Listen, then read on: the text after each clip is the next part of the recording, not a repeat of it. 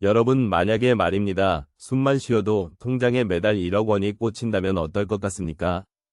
아침에 일어나서 페라리 끌고 마트 가서 껌 하나 사오고 심심하면 전세기 타고 하와이로 쇼핑하러 가는 삶 말이죠. 에이 그런 나라가 세상에 어디 있어 영화에서나 나오겠지라고 생각하셨나요? 놀랍게도 실제로 이런 나라가 존재했습니다. 그것도 아주 가까운 과거의 말입니다.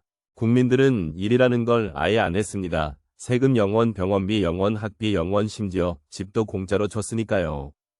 그야말로 전 국민이 로또 1등에 당첨된 것과 똑같은 상태로 수십 년을 살았던 겁니다. 하지만 신은 공평하다고 해야 할까요? 아니면 악취미라고 해야 할까요? 이 지상 낙원이 지옥으로 바뀌는 데는 그리 오랜 시간이 걸리지 않았습니다. 어제까지 람보르기니를 타던 사람들이 오늘은 쓰레기통을 뒤지며 연명하게 된 기막힌 사연.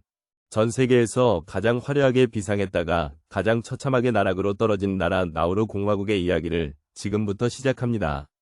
여러분의 멘탈을 꽉 잡으셔야 할 겁니다. 이건 단순한 역사 이야기가 아니라 인간 욕망의 끝을 보여주는 막장 드라마니까요. 지도를 펴고 태평양 한가운데를 보면 정말 점 하나 찍은 것보다 작은 섬나라가 하나 보입니다. 바로 오늘의 주인공 나우루 공화국인데 크기가 얼마나 작냐면 여의도 면적의 3배 정도밖에 안 됩니다. 차 타고 20분이면 나라 전체를 한 바퀴 돌 수 있을 정도로 코딱지만한 섬이죠. 그런데 이 작은 섬에 신이 내린 아니의 악마가 던져준 치트키가 숨겨져 있었습니다.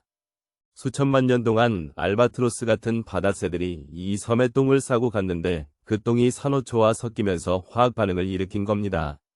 이게 오랜 세월 굳어지면서 인광석이라는 광물로 변했는데 이게 뭐냐면 비료의 핵심 원료이자 말 그대로 하얀 황금입니다. 땅만 파면 돈이 쏟아져 나오는 겁니다. 사우디아라비아가 석유로 돈을 벌었다면 여기는 새똥으로 벼락부자가 된 셈이죠. 1980년대 나우루의 1인당 국민소득은 3만 달러를 넘겨버렸는데 당시 미국이 1만 달러, 일본이 9천 달러 수준이었습니다. 감이 오시나요? 세계 최강대국 미국보다 국민들이 3배나 더 잘 살았다는 이야기입니다. 자, 이제 돈이 썩어날 정도로 많아졌으니 국민들은 무엇을 했을까요? 여러분이 갑자기 100억 원이 생기면 당장 내일 출근하고 싶으시겠습니까? 당연히 안 하죠. 나우루 사람들도 똑같았습니다. 전 국민이 사표를 던지고 욜로 라이프를 시작했습니다. 집안일 빨래 청소 요리 귀찮아서 안 합니다. 외국인 가정부를 고용해서 다 시켜버리면 되니까요. 심지어 공무원들도 출근해서 그냥 놉니다. 왜냐하면 나라에 돈이 너무 많아서 예산을 다 못 쓰는 게 고민이었거든요. 마트에 갈 때 걷기 싫으니까 차를 삽니다. 그것도 그냥 차가 아니라 람보르기니나 포르쉐 같은 슈퍼카를 주문합니다. 그런데 웃긴 건 이 섬에는 고속도로는커녕 신호등도 제대로 없고 섬 일주 도로가 고작 19km 밖에 안 된다는 사실입니다. 슈퍼카를 사놓고 밟을 곳이 없어서 시속 20km로 기어다니는 총극이 벌어진 겁니다. 더 황당한 건 차에 기름이 떨어지면 주유소 가기가 귀찮아서 그 차를 길가에 버리고 새 차를 주문했다는 전설 같은 이야기도 전해집니다. 이게 바로 진짜 플렉스 아니겠습니까? 돈을 휴지 조각처럼 쓰는 게 어떤 건지 제대로 보여준 거죠. 현금 다발을 들고 상점에 가서 거스름돈은 필요 없으니 사탕이나 달라고 할 정도였으니 말 다 했습니다. 여행은 또 어떻습니까? 심심하면 전세기 띄워서 호주나 하와이로 쇼핑을 갑니다. 거기서 명품관을 통째로 털어오고 최고급 호텔에서 파티를 벌이며 흥청망청 돈을 뿌려댔죠. 정부도 미쳐 돌아갔습니다. 국민들에게 매년 1억 원씩 생활비를 그냥 꽂아줍니다. 세금도 안 걷고 전기세, 수도세, 병원비 전액 무료에 유학 가고 싶다고 하면 유학비도 전액 지원해줍니다. 그야말로 전 국민이 백수인데 전 국민이 재벌인 기이한 세상이 펼쳐진 겁니다. 하지만 여러분, 세상에 공짜 점심은 없다는 말 들어보셨죠? 이 달콤한 파티가 영원할 줄 알았던 나우루 사람들에게 서서히 재앙의 그림자가 드리우기 시작합니다. 첫 번째 문제는 바로 사람들의 몸이 망가지기 시작했다는 겁니다. 일은 안 하고 맨날 고칼로리 통조림이나 인스턴트 음식만 먹고 움직이질 않으니 살이 찔 수밖에 없겠죠. 요리를 하는 법도 잊어버려서 마트에서 파는 가공식품만 주구장창 먹어댔습니다. 그 결과 나우루는 전 세계 비만율 1위, 당뇨병, 발병률 1위라는 불명예스러운 타이틀을 거머쥐게 됩니다. 성인 인구의 90%가 비만이고 기대 수명이 50세도 안 되는 나라가 되어버린 겁니다. 돈이 있으면 뭐합니까? 그 돈을 쓸 몸뚱이가 다 썩어 문드러지고 있는데 말이죠. 그런데 진짜 빌런은 따로 있었습니다. 바로 무능하고 멍청한 정부 관료들이었죠. 인광석은 언젠가 바닥이 날 자원이라는 걸 초등학생도 알 텐데 이들은 대책 없이 돈을 쓰기만 했습니다. 물론 이들도 나름 미래를 대비한다고 투자를 하긴 했습니다. 그런데 그 투자라는 게 정말 가관이었습니다. 호주 멜버른 한복판에 나우루 하우스라는 초고층 빌딩을 짓는데 여기에 수천억 원을 쏟아부었습니다. 여기까지는 부동산 투자라고 쳐줄 수 있습니다. 그런데 진짜 코미디는 런던에서 벌어집니다. 레오나르도 다빈치의 사랑 이야기를 다룬 뮤지컬에 거액을 투자했는데 이 뮤지컬 내용이 정말 괴작이었습니다. 다빈치가 사실은 여자를 좋아했다는 등 말도 안 되는 스토리로 평당과 관객 모두에게 외면받고 쫄딱 망해버렸죠. 나우루 정부의 투자 실력은 마이너스의 손 그 자체였습니다. 손대는 족족 상장 폐지급으로 말아먹었으니까요.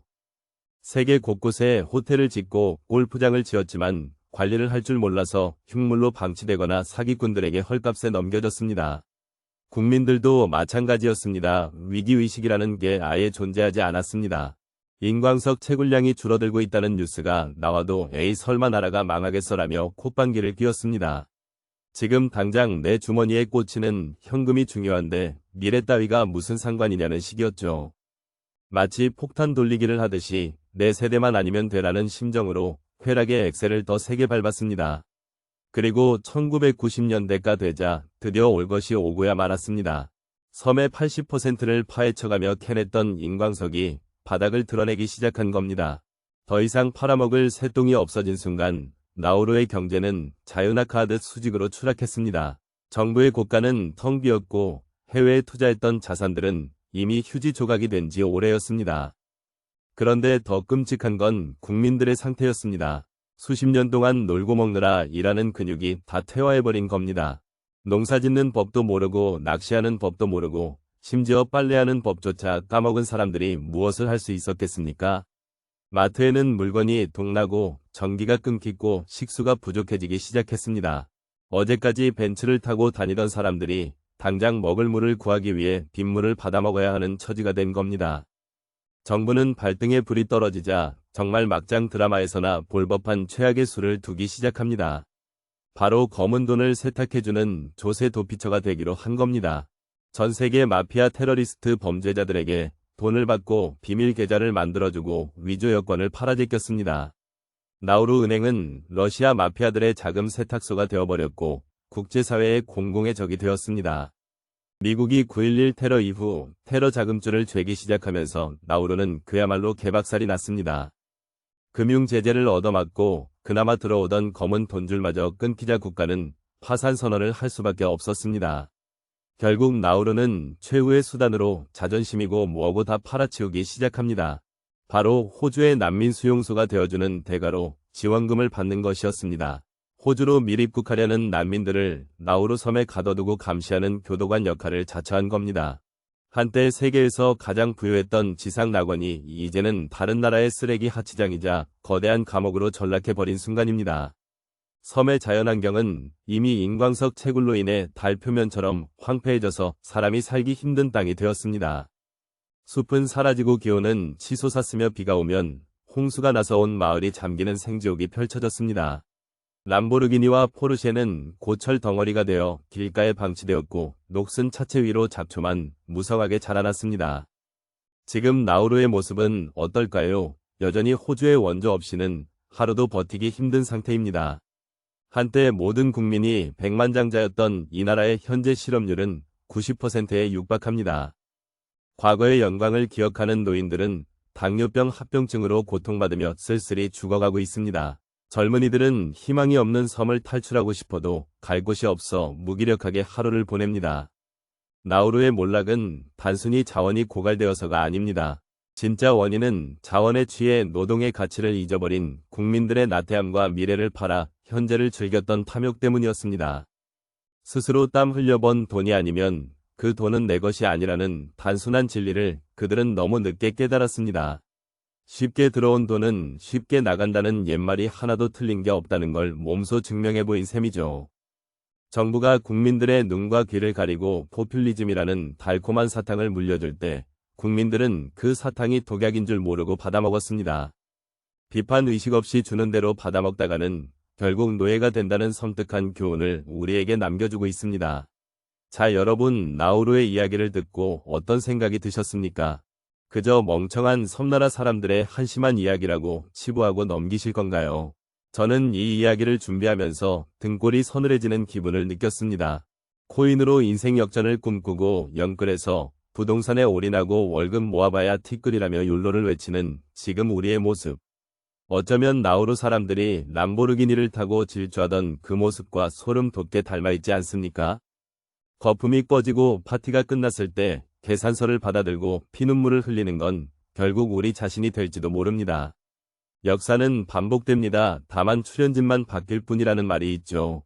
다음 막장 드라마의 주인공이 우리가 되지 않으려면 지금이라도 정신을 바짝 차려야 하지 않을까요?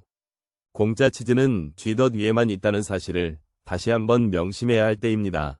오늘 영상이 여러분의 뇌 속에 도파민과 함께 묵직한 경고를 심어주었기를 바랍니다. 더 자극적이고 뼈 때리는 경제 막장 드라마를 보고 싶다면 구독과 좋아요 버튼을 박살내주세요. 지금까지 여러분의 시니컬한 스토리텔러였습니다. 다음 영상에서 뵙겠습니다.